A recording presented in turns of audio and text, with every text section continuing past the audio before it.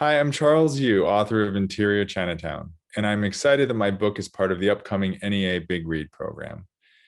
Interior Chinatown is a story principally of a guy named Willis Wu, who exists as a background Asian man in a police procedural show known as Black and White.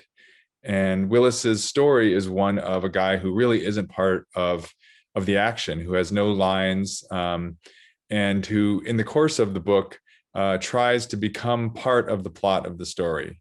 And in doing so, takes on a series of roles, some of which take him to unexpected places. And I think the story is really one for anyone who can identify with being on the margins, who feels or has felt like that things don't really, that they're not part of the action, and anyone who feels like an outsider, really.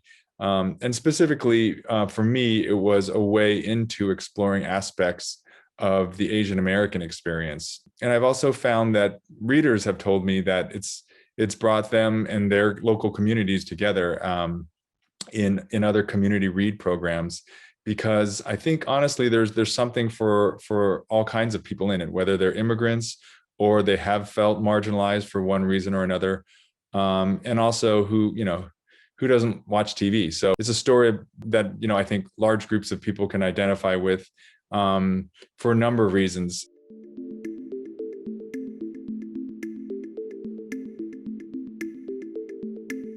What I hope is that principally it's a story about Willis and his family. Willis's parents are immigrants, and they come to America and try to build a life. They try to assimilate and become Americans.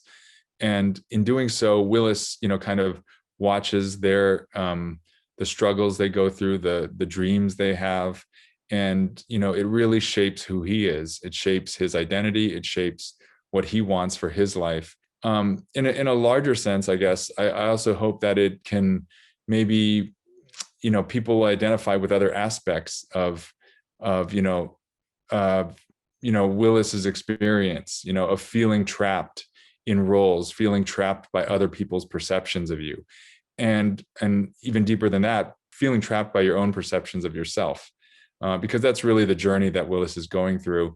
Is he's kind of caught in this interior Chinatown. He's caught in this place that is partly real and partly psychological.